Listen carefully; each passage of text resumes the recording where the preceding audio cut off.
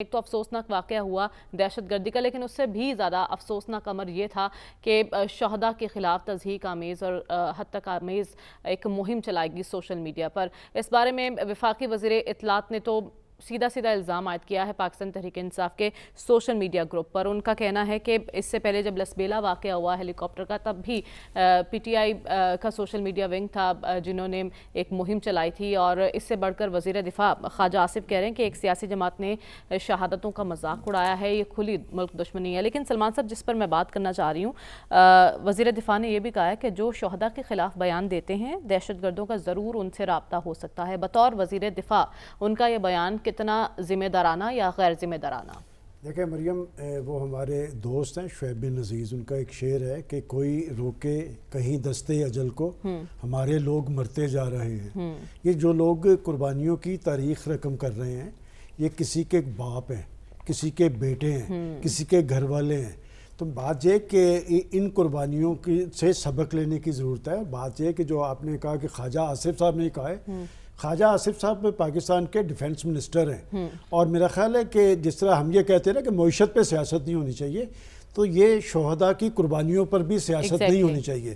اور انہوں نے اسپیسیفک کسی کا نام نہیں لیا، مناسب ہوتا ہے کہ اگر کوئی ایسا بندہ اس میں مبتلا ہے تو اس کا نام لیتے ہیں۔ اگر آپ سوشل میڈیا کی کمپین کو سامنے رکھتے ہوئے کسی کو ٹارگٹ کر رہے ہیں تو یہ کوئی آپ اچھا فرض ادا نہیں کر رہے ہیں۔ اس سے پاکستان کے اندر کوئی اتحاد اور یکجہتی قائم نہیں ہوگی۔ اور جو لوگ کر رہے ہیں، دیکھیں بات یہ سوشل میڈیا پہ کمپین چل رہی ہے اور بڑی منظم کمپین چل رہی ہے، کس کے خلاف؟ پاکستان کی ریاست کے خلاف، پاکستان کے ریاستی اداروں کے خلاف۔ آپ کے پاس ایف آئی اے، آپ کے پاس دیگر تحقیقاتی ادارے ہیں، آپ ذرا پکڑے ان کو۔ کیا وجہ ہے کہ یہ آپ بار بار یہ بات کہتے ہیں کہ جی پاکستان کے اداروں کے خلاف کمپین چل رہی ہے؟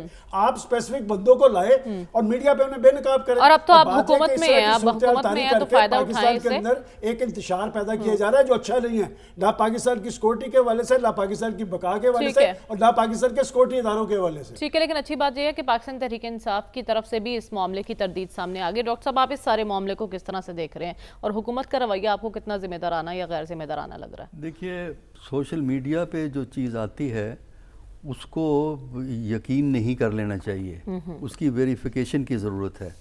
جو نام لیا گیا ہے، پارٹی کا نام لیا گیا ہے یہ سرکاری وزراء کی طرف سے، ایک وزیر نہیں، وزراء کی طرف سے، تو کیا یہ نہیں ہو سکتا تھا کہ پارٹی سے پوچھ لیتے کہ یہ آپ نے کیا یا کس نے کیا؟ نمبر 2، آپ نے کیمپین کا لفظ استعمال کیا، کتنے اس پہ سوشل میڈیا پہ یہ جو واقعہ ہوا ہے اس کے بارے میں کتنے ٹویٹس یا کتنے وہ میسیجز ہیں؟ صرف ایک ہے جس کو بعد میں وڈرا کر لیا گیا ہے۔ تو میرا خیال یہ ہے کہ اس میں بجائے اس کے کہ ایک تیر سے دو شکار کریں گورنمنٹ والے، ٹھیک ہے، کہ ایک طرف جو کریڈٹ دیں جو کہ دینا چاہیے جن لوگوں نے قربانیاں دی ہیں، کیونکہ انہوں نے قربانیاں پاکستان کے لیے اور ہمارے لیے دی ہیں، لہٰذا ان کو تو ہم اپریشیٹ کرتے ہیں، لیکن اس کے ساتھ ساتھ جو ان کا سیاسی مخالف ہے اس کو بھی ٹارگٹ کر دو۔ آپ نے ڈیفنس منسٹر صاحب کی بات کی، میں نے تو سنا ہے ان کی گفتگو، وہ انہوں نے سنائی ہے اس پارٹی کو کہ کیا مطلب ہم یہاں شاید نہ وہ باتیں کہہ سکیں۔ تو یہی تو رونا ہے کہ ہم اپنے نیرو محدود ایجنڈیز کو لے کے ایک دوسرے کے خلاف جنگ چلائے ہوئے ہیں۔ میں نے پچھلے والے میں جب آپ نے مجھ سے سوال کو انٹرپٹ کیا تھا کہ یہی میں کہہ رہا تھا کہ پاکستان کے اندر جو ہم آہنگی کی کمی ہے، اس ہم آہنگی کو دور کرنے کی ضرورت ہے، اور اس طرح نہیں ہو سکتی۔ پی ٹی آئی والا بولنا شروع کرتا ہے، وہ کہتا ہے ہم مظلوم ہیں باقی ظالم ہیں۔ اچھا، ادھر پی ایم ایل این والے جو حکمران ہیں وہ اپنے آپ کو مظلوم باقی سارے ظالم ہیں۔ تو یہ جب تک مظلومیت کے سنڈرم سے نکل کے حقیقت پسندی سے آپ پاکستان کے مسائل کو ایڈریس نہیں کریں گے اور ہم آہنگی کے لیے جسچر نہیں دیں گے، کانفیڈنس بلڈنگ میجرز نہیں اڈاپٹ کریں گے۔ نفرتوں کو ہوا دینے کی ضرورت نہیں ہے، لیکن رسول بخش رئیس صاحب، اچھی بات ہے کہ پی ٹی آئی کی طرف سے اس کی تردید کر دی گئی ہے، لیکن ہم کل جب ذکر کر رہے تھے آئی ایم ایف کے باہر جو مظاہرہ کیا گیا، خان صاحب نے اس مظاہرے کو آن کیا، انہوں نے کہا کہ اچھی بات ہے، یہ مظاہرہ درست تھا، لیکن ادھر جو نعرے لگے اس سے لا علمی کا اظہار کیا۔ اب جو سوشل میڈیا پر ہوا، پی ٹی آئی کی جانب سے اس سے لا علمی کا اظہار، لا تعلقی کا اظہار کر دیا گیا، یہ اچھی خبر ہے، لیکن شہداء کی قربانیوں کو ایشو بنانا، کیا اس کا کوئی جواز بنتا ہے؟ یہ پوچھنا تو چاہیے میرے خیال میں ہمیں وزیر دفاع صاحب سے کہ آپ جو چڑھ دوڑے ہیں میڈیا کے سامنے اور ساری دنیا آپ کے بیان کے اوپر تبصرے کر رہی ہے، کیا یہ بات کہنی چاہیے؟ اس کے لیے آپ پہلے تحقیق کر لیتے کہ کیا پارٹی واقعی اس میں ملوث ہے یا نہیں، پارٹی کا کون سا کارکن جو اس کا ممبر ہے، کوئی عہدیدار ہے، کوئی ایم این اے ہے، کوئی ایم پی ہے، کیا حیثیت رکھتا ہے جس نے کہ یہ تضحیک امیز کوئی بات کی ہے شہداء کے بارے میں؟ تو تحقیق سے پہلے بات کیا کرنی چاہیے وزیر دفاع کو؟ تو وزیر دفاع کا ایک سیاسی مقصد ہے، وہ یہی ہے کہ آپ نے ایک غلط رنگ میں آپ نے اپنے سیاسی مخالفین کو پیش کرنا ہے، اور وہ کس چیز کو استعمال کر رہے ہیں؟ کوئی ان کے کردار یا ان کی بات کریں یا ان کی کارکردگی کے بارے میں بات کریں۔ آپ بات کیا کریں؟ شہداء کے بارے میں بات کریں۔ شہداء تو ایک قوم کی ایک امانت ہیں اور سارے ایک مقدس چیز ہے، اور وہ ساری قوم اس کے لیے رنجیدہ ہے۔ اس چیز کے اوپر اس طرح کے بیانات، اس قسم کی سیاست، اور ملک کے اندر یہ تلخیاں پیدا ہوگی سیاسی جماعتوں کے درمیان، اور اسے میں نہیں سمجھتا کہ خواجہ آصف صاحب یہ پاکستانی افواج کی اور معاشرے کی یا ایون اپنی سیاسی جماعت کی اس طریقے سے اس طرح کے بیانات دے کے حمایت کر سکتے ہیں۔ ٹھیک ہے، ایسی بات کرنی نہیں چاہیے، کیونکہ یہ ان کے منصب کے آپ مطابق پہلے نہیں ہے۔ تحقیق کر لینی چاہیے، اور آپ حکومت میں ہیں، تمام تر وسائل آپ کے پاس موجود ہیں، بہتر ہی ہوتا کہ آپ پہلے ان تمام اکاؤنٹس کی چھان بین کر لیتے اور ان عناصر کو سزا دی جاتی، پھر یہ معاملہ سامنے لے کر آیا جاتا۔ بھٹی صاحب، آپ کی نظر میں آپ نے سنی ہوگی پریس کانفرنس عطا تارڑ صاحب کی، انہوں نے لسبیلا واقعہ کا بھی حوالہ دیا ہے کہ تب انہوں نے ایسا کیا اور اب بھی انہوں نے ایسا ہی کیا ہے، الزام عائد کیا ہے۔ تو حکومت جس طرح سے اس معاملے کو ڈیل کر رہی ہے، آپ کی نظر میں وہ درست ہے؟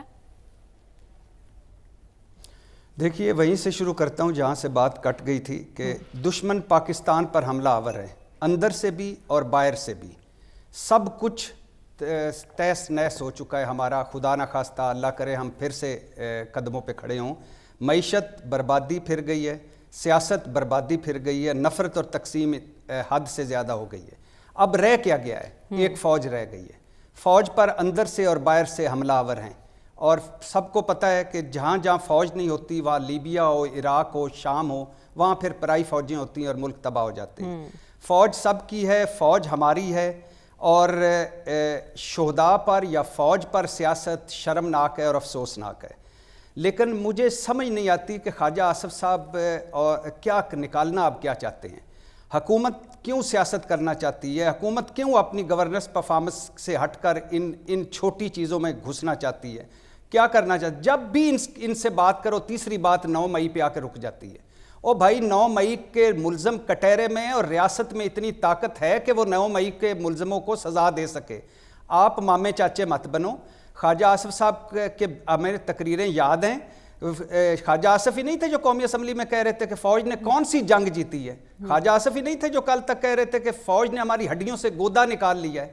کیا کرنا چاہتے ہو آپ یار؟ اپنی ذرا سی پاؤ بھر گوشت کے لیے بکرے ذبح کر دیتے ہو۔ یہ فوج ہے، اس کے لیے پوری قوم فوج کے پیچھے ہے، ہم اب جان دے سکتے ہیں، لیکن بس کر دو یہ غیر ذمہ دارانہ بیان اور یہ ان چکروں میں نکلو، اپنی گورننس پرفارمنس پہ فوکس کرو، اور اگر کوئی بھلا کر سکتے ہو اس ملک کا تو اس ملک کے معیشت پر، معاشی صورتحال پر، مہنگائی پر، بے روزگاری پر اور غربت پر سیاست کرو اور اس کو ختم کرو۔